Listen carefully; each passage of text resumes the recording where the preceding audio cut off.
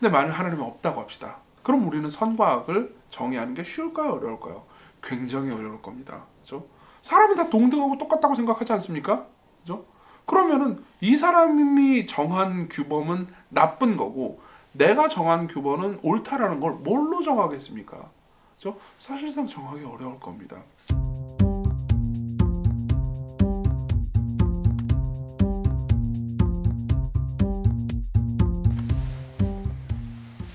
안녕하세요. 시광교회 이정규 목사입니다.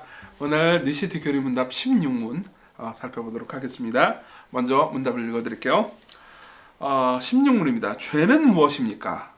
죄는 하나님이 창조하신 세상에 살면서 하나님을 거부하거나 무시하는 것입니다. 하나님과 상관없이 살면서 그분을 거스르고 하나님이 율법에서 요구하시는 대로 살지도 행하지도 않는 것입니다. 그 결과 우리는 죽음에 이르고 모든 피조물은 파괴되었습니다. 이렇게 말합니다. 자, 이 16문을 처음 보시는 분은요, 굉장히 당황할 수도 있습니다. 예를 들면 죄는 무엇입니까? 라고 물어보면요, 보통 사람들은 이렇게 생각하기 쉽습니다. 살인하고 강간하고 그리고 도둑질하고 이런 게 죄죠. 이렇게 생각하기 쉬워요. 사실 사람들의 마음 가운데는요, 그러니까 죄는 무엇인가라고 보통 질문하면 대부분의 마음 속에 이 답은 이미 정해져 있습니다. 사람들에게 피해를 끼치는 것, 그렇죠? 사람들한테 피해를 끼치는 것, 사람들에게 나쁘게 하는 것, 그렇죠? 이걸 죄라고 생각해요.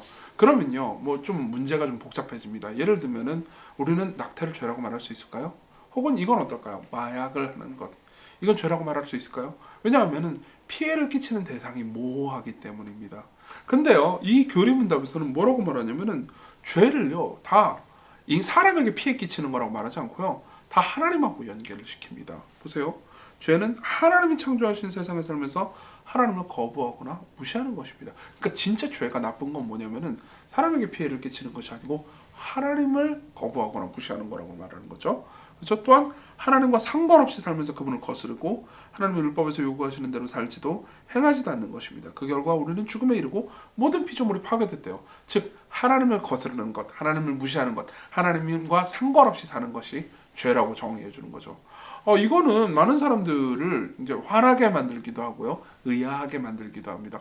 아니, 하나님을 거스르는 게 그렇게 나쁜 죄야? 이렇게 생각하는 거죠.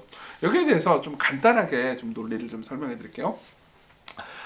우리가 죄라고 말하는 것이 어떤 성격을 가지고 있는지 한번 생각을 해봅시다. 어떤 사람도요, 그죠? 그냥 기물을 파손한 것도 죄잖아요, 그죠? 근데 기물을 파손한 게 사람을 죽인 것보다 더 큰 죄라고 말하지 않습니다. 맞죠? 사람을 죽인 게 훨씬 더 악한 죄라고 생각해요. 근데 왜 그러냐고 물어보면 많은 사람들이 뭐라고 대답할까요? 그죠? 왜 기물을 파손한 게 사람을 죽인 것보다 덜한 죄인데? 그럼 많은 사람들이 아마 조금 생각해보고 이렇게 대답하겠죠. 사람이 더 귀하니까 그렇지 않을까? 그렇죠. 맞습니다. 정답이에요. 우리 모두는 이미 알고 있습니다. 더 가치 있는 걸 훼손할수록요, 더 나쁜 죄라는 걸요. 그렇죠?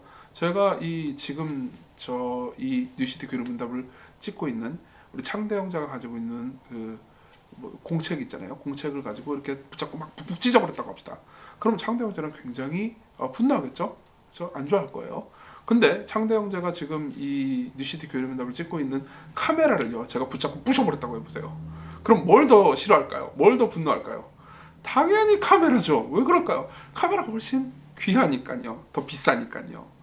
마찬가지입니다. 모든 사람들은 다 알고 있어요. 더 가치 있는 것을 훼손할수록 더 나쁜 죄라는 걸요. 그렇죠? 이등병이 병장한테 경례를 안 하면 나쁜 거라고 생각할 겁니다. 이등병이 대통령이 지나가는데 경례를 안 했다고 해보세요.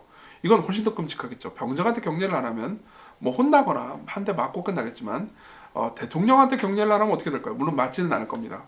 대통령이 열받아가지고 왜 경례를 안 해? 그러면서 때리진 않겠죠. 하지만 어떻게 될까요? 영창에 가거나 그러게 될 겁니다. 더 큰 처벌을 받게 될 거예요. 그렇죠? 우린 다 알고 있습니다. 더 가치 있는 걸 훼손할수록 더 나쁜 죄라는 걸. 마찬가지입니다. 온 우주에서 가장 가치로운 존재는 하나님입니다. 그렇기 때문에 진짜 큰 죄는 하나님께 저지른 죄입니다. 다시 말하면 죄의 본질이 다 하나님과 연관되어 있다고 말할 수 있는 거죠. 그렇죠? 그래서 뉴시티 교리문답은 이렇게 말하는 겁니다. 죄가 무엇인지 아느냐? 진짜 죄가 무엇인지 아느냐? 하나님을 무시하는 거다. 이게 제일 큰 죄다. 왜냐하면 하나님이 가장 가치로운 분이기 때문이다. 하나님과 연관해서 죄를 생각하는 것을 싫어하는 분들은 마음속 깊은 곳에서 하나님을 그다지 가치롭게 여기지 않기 때문인지도 모르겠습니다. 자, 게다가 하나님이 계시다라는 것은요, 죄 혹은 선과 악이 있다라는 것을 말해주는 것이기도 합니다. 조금 더 깊이 생각해 볼까요? 여러분, 이 뉴시티교 이름은답은 계속 죄와 하나님을 연결시켜고 있잖아요. 그죠? 하나님을 거부하는 것이 죄다 이렇게 얘기하고 있잖아요. 근데 생각해보세요. 여러분들이 유신론자라고 합시다. 그러면요, 죄를 설명하는 게 굉장히 쉽습니다. 선과 악을 설명하는 게 굉장히 쉽죠. 그죠? 왜 그럴까요? 기준이 있으니까요. 하나님이 계시고 그분의 뜻이 있으면요, 그 뜻을 선이라고 말하고 그분의 뜻을 거스르는 걸 악이라고 말하면 됩니다. 그렇죠? 근데 만일 하나님이 없다고 합시다. 그렇죠? 신이 존재하지 않아요. 인간 위에 절대적인 초월적인 존재가 없다고 생각해 봅시다. 그럼 우리는 선과 악을 정의하는 게 쉬울까요? 어려울까요? 굉장히 어려울 겁니다. 그렇죠? 물론 많은 사람들이 이렇게 얘기할 겁니다. 무슨 소리냐? 나는 무신론자인데 무신론자도 선하게 살 수 있다. 이렇게 얘기할 거예요. 그건 저도 동의합니다. 그렇죠? 무신론자들도요, 기독교인들보다 훨씬 선하게 사는 사람들이 많이 있고요. 얼마든지 선하게 살 수 있습니다. 그렇지만 무엇이 선인지 무엇이 악인지를 규정하는 데 있어서는 만일 신이 없다고 여러분들이 믿는다면은 이게 어려울 겁니다. 예를 한번 들어보죠. 그죠? 신이 없습니다. 그죠? 그리고 모든 선과 악은 인간이 규정한 것일 뿐이라고 생각을 해봅시다. 그럼 어떤 다른 인간이 나와가지고 이렇게 얘기한다고 합시다. 히틀러예요. 내가 히틀러라 가지고 뭐 살인은 나쁜 거지. 그렇지만 인종도 소중한 거란 말이야. 그렇지? 근데 이 나쁜 유대인들, 저 유대인들은 청소를 해버려야 돼. 그리고 우리 우월한 유전자를 가지고 있는 게르만족을 다 살려야 되겠어. 그러니까 유대인을 싹 죽여버리고 게르만족이 모든 민족들을 정복하게 하자. 나는 이게 선이라고 믿어. 라고 말한다고 합시다. 그럼 여러분들은요, 뭘 근거로 그 사람이 악이라고 규정하겠습니까? 모든 사람들은 그 사람이 악이라고 말할 겁니다. 그렇죠? 저도 그렇게 생각하고요. 근데요, 만일 신이 없다면요, 인간 이상의 더 높은 초월적 존재가 없고 인간 보편보다 훨씬 더 높은 초월적인 법이 없다고 합시다. 그럼요, 우리도 사람이고 히틀러도 사람입니다. 그죠? 사람은 다 동등하고 똑같다고 생각하지 않습니까? 그죠? 그러면은 이 사람이 정한 규범은 나쁜 거고 내가 정한 규범은 옳다라는 걸 뭘로 정하겠습니까? 그죠? 사실상 정하기 어려울 겁니다. 실제로요, 제가 이 읽은 글 중에서 굉장히 재미있는 글을 하나 얘기를 해드리죠. 이 마리 루티라는 이 토론토 대학의 이 젠더학 교수님의 글입니다. 이 교수님의 글은 굉장히 재미있는 글이 많고 유익한 글들도 많습니다. 하지만 제가 읽은 부분 중에서 되게 독특한 부분이 하나 있었습니다. 들어보십시오. 내가 믿기로 가치란 신이 내린 게 아니라 사회적 구성물이다 라고 말합니다. 그 말은 무슨 말이냐면, 옳고 그름, 선과 악은 이 뭐 초월적인 존재인 하나님이 있어가지고 그 하나님께서 뭐 이것이 옳고 이것이 그르다라고 말해준 게 아니고 사람들끼리, 사회적 구성물이라는 거죠. 사람들끼리 합의한 것에 불과하다는 거죠. 근데 그렇게 얘기해놓고선 뒤에 보면 이렇게 얘기합니다.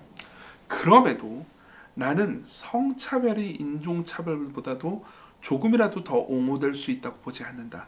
성차별을 불의로 보지 않고 특정 문화의 관습으로 일축하려는 시도는 잘못이다 라고 말합니다. 그렇죠? 자, 보십시오. 지금 마리 루티는 이렇게 말하고 있는 셈입니다. 절대적 초월적 존재가 내준 도덕이라는 건 없어. 그렇지만 그렇죠? 남녀는 평등해. 그리고 남녀가 평등하지 않다고 말하는 건 악이야 라고 얘기하는 거죠. 그럼 생각해 보시죠. 이슬람 세계의 많은 사람들은 이렇게 얘기할 겁니다. 우리는 그렇게 생각 안 하는데? 우리는 남녀가 불평등하다고 생각하는데? 이렇게 얘기할 겁니다. 그죠? 근데 마리 루티가 말한 것처럼 초월적인 존재, 신도 없고 초월적인 도덕도 없다고 합시다. 그러면 서구 사람들이 생각하는 남녀 평등이 이슬람 사람들이 생각하는 이 남녀 불평등보다 더 낮고 더 옳다라는 걸 뭘로 입증하겠습니까?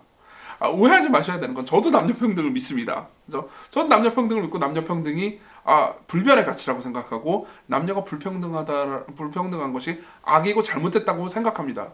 그렇지만 저는 근거가 따로 있습니다.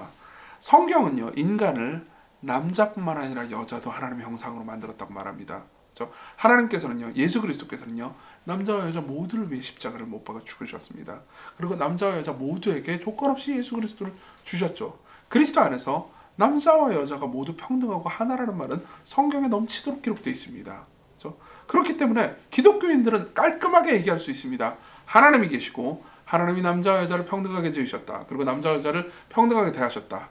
따라서 남자와 여자를 불평등하게 대하는 이슬람 교도들의 행태는 악이다라고 깔끔하게 편하게 얘기할 수 있습니다. 왜냐하면 우리는 초월적인 존재가 있기 때문이죠. 그렇죠? 그렇지만 초월적인 존재가 없다면, 초월적인 도덕이 없다면 누구도 누구가 선하거나 악하다고 말할 수가 없는 거죠. 많은 사람들은 이렇게 이야기합니다. 어떤 종교가 더 뭐 선하고 어떤 도덕이 더 뭐 낮고 이런 식으로 말하면 안 된다. 다 자기만의 윤리가 있고 다 자기만의 그런 뭐 법이 있고 자기만의 철학이 있는 거다. 그걸 다 인정해 주자. 이렇게 얘기를 합니다. 그렇지만요. 어떤 저기 교수님이 아 그래? 그러면 나는 나만의 선이 있고 너는 너만의 선이 있으니까 네가 공부를 열심히 했지만 나는 너한테 F를 주겠어. 이게 나만의 선이야. 라고 말하면은 그 학생은 당연히 그건 말도 안 됩니다. 부당합니다. 라고 말할 겁니다. 이걸 이렇게도 정리할 수 있겠죠. 궁극적인 선과 악은 존재합니다. 그렇죠? 궁극적인 선과 악이 존재하려면 우리 인간이 합의하거나 인간이 생각한 선과 악보다 훨씬 더 높은 존재가 정의한 선과 악이 있어야 됩니다. 그럼 우리는 하나님이 없다고 말할 수 없죠. 하나님이 없다면요. 선과 악의 구분도 선과 악 혹은 도덕의 존재도 사라질 수밖에 없습니다. 실제로 팀 켈러 목사님이라는 분이 쓴 책에 보면 이런 이야기가 있습니다. 이 되게 재미있는 이야기니까 제가 읽어드릴게요. 우리 교회에 공립학교 교사로 재직 중인 한 여성이 다닌다. 그녀는 학교에서 쓰는 인성교육 커리큘럼 때문에 너무 답답하다고 했다. 내용상으로는 정의, 재물에 대한 이타심, 진실한 말 같은 도덕 가치를 가르치도록 되어 있었다. 하지만 그 어느 가치를 가르칠 때든 종교적 근거를 끌어들여서는 안 된다고 교사용 지침서에 엄격히 금지되어 있었다. 언뜻 보기에는 일리가 있어 보였다. 하지만 실제 결과를 보면 학생들이 왜요? 라고 물을 때마다 그녀는 어떤 답도 줄 수가 없었다. 어떻게 대답하든 금지된 영역으로 넘어갈 수밖에 없었기 때문이다. 어떤 일은 그냥 옳고 어떤 일은 그냥 악하기 때문이다 라고 답한다면 그걸 누가 정하는데요? 라는 질문으로 이어질 것이다. 절대 도덕이 없는 상황에서 그게 사회에 실용적이라서 그래 라고 답해도 역시 종교나 철학의 영역으로 넘어간다. 결론적으로 신과 인간 본성과 도덕과 삶의 의미에 대한 신념을 끌어들이지 않으면서 도덕 가치를 가르치려면 그냥 일련의 가치관을 아무런 근거도 없이 가르치는 수밖에 없었다. 그러면서 그 교사가 이렇게 말했다. 학생들의 가장 기본적인 질문인 왜요에 도저히 답할 수가 없습니다. 가치관이 허공에 붕 뜬 것처럼 근거가 없어야 하니까요. 그렇죠? 여러분 많은 사람들은 절대 도덕, 절대 가치, 신, 종교 이런 것들을 빼놓고 도덕과 윤리와 선과 악을 이야기하자고 합니다. 그렇지만요. 이거는 가능하지 않습니다. 그렇죠? 절대적인 도덕 혹은 절대적인 선, 절대적인 가치는 없다 라고 말하는 거는요. 여러분들이 편안한 상태에서만 가능합니다. 니콜라스 월터 스토프라는 철학자는 이렇게 이야기합니다. 도덕을 상대적이라고 생각하고 말하는 사람은 거의 언제나 안락한 삶을 특권처럼 누리는 부류다. 당신이 고문당하고 있다고 상상해보라. 그래도 도덕이 상대적이라는 말에 마음이 끌리겠는가? 그러지 않을 겁니다. 당신이 고문을 당한다고 생각해봅시다. 지금 내가 당하는 건 악이라고 확신할 겁니다. 저 사람은 악이라고 확신할 겁니다. 그렇죠? 도덕이 상대적이라는 것은 신화에 불과합니다. 하나님은 살아계시고요. 그리고 그분과 연관해서만 선과 악을 정할 수 있다. 이게 사실상 무신론자마저도요. 마음속 깊은 곳에서는 동의할 수밖에 없는 진리입니다. 다만 여기서 여러분들이 그럼에도 불구하고 가질 수 있는 거부감에 대해서는 한 가지 이야기를 해드리겠습니다. 많은 사람들은 하나님에 대해서 이렇게 생각합니다. 저 위에 있어서요. 이것이 선이고 이것이 악이다. 너는 악을 행하면은 뭐 내가 저주를 내릴 거고 선을 행하면은 그러면 내가 너한테 축복을 해줄게. 이런 식으로 생각하는 신을 상상합니다. 이 신은 절대적인 입법자이며 재판관이고 그리고 인간을 그냥 괴롭히기만 하는 존재라고 생각하죠. 근데요, 제가 퀴즈를 하나 내볼게요. 맞습니다. 성경에 보면요, 선을 행하면 하나님 뜻대로 율법을 지키면 하나님께서 복을 주시고 하나님 뜻대로 율법을 안 지키면 하나님께서 저주를 주신다라는 구절들이 많이 있습니다. 신명기 28장에도 그런 말씀이 있고요. 굉장히 많은 성경에 그런 이야기가 있죠. 근데 제가 퀴즈를 하나 내볼게요. 성경에 보면요, 하나님의 뜻대로 율법을 완벽하게 다 지켰는데도 불구하고 저주를 받은 사람이 있습니다. 그게 누군지 아십니까? 또 질문을 해볼까요? 하나님의 뜻대로 율법을 완벽하게 다 지켰는데도 불구하고 복을 받지 못하시는 분이 한 분 계십니다. 누군지 아십니까? 예수님입니다. 예수님은요, 하나님의 뜻대로 율법을 완벽하게 다 지켰는데도 불구하고 저주를 받으셨습니다. 왜 그런지 아십니까? 우리가 하나님의 율법을 지키지 않은 것을, 우리가 악을 행한 것에 대해서 우리가 받아야 되는 저주를 그분이 대신 받으셨기 때문입니다. 그래서 우리가 지키지 못한 하나님의 율법을 그분이 우리 대신 지키시고 우리가 받아야 되는 복을 우리에게 주셨죠. 그렇죠? 이러한 하나님이 선과 악의 기준입니다. 그렇죠? 나쁜 하나님, 저 위에서 우리에게 명령만을 하시는 하나님이 아니고요. 우리를 사랑하사 아들을 내어주시고 우리를 위해서 대신 저주를 받으시고 우리를 위해서 선을 행하신 하나님, 그분이 법의 기준이고 선과 악의 기준입니다. 그렇다면요, 선과 악의 기준이 하나님이다 라는 말에 여러분들이 불쾌감을 느낄 이유는 없지 않습니까? 선과 악의 기준을 정하시는 분은 우리를 사랑하시는 하나님이니까요. 자, 여기까지 우리가 16문을 살펴봤고요. 다음 시간에 17문을 또 보겠습니다. 지금까지 시청해 주셔서 감사드립니다.